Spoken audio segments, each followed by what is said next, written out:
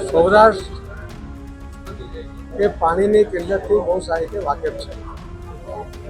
માનનીય પ્રધાનમંત્રી શ્રી નરેન્દ્ર મોદી સાહેબે આખા દેશમાં એટલા જ માટે જલ સંચય જન ભાગીદારીથી જન આંદોલનની જ્યારે વાત કરી ત્યારે સૌરાષ્ટ્રમાં ગીર ગંગા ટ્રસ્ટ રાજકોટમાં એમણે જે કામ શરૂ કર્યું હતું એને પ્રોત્સાહિત કરવા માટે એમણે કામ જોઈને રાજ્ય સરકારમાંથી પણ મુખ્યમંત્રી શ્રી ભૂપેન્દ્રભાઈ પટેલ અને નાણામંત્રી શ્રી કનુભાઈ દેસાઈ એમની સાથે પણ ચર્ચા કરીને લગભગ 11 ઇટાચી એટલે 15 કરોડ રૂપિયાનું ફંડ એમને શેરમાંથી મળ્યું.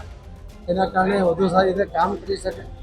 આખા દેશમાં લગભગ 7 થી 8 મહિનામાં 32 લાખ જેટલા નવા સ્ટ્રક્ચર બન્યા છે અને એની અંદર સરકારનો હજુ સુધી એક પણ રૂપિયો અમારા મંત્રાલયમાંથી વાપર્યો નથી. એનો મતલબ છે કે લોકો જનભાગીદારીથી આટલું મોટું કામ કરી શક્યા છે.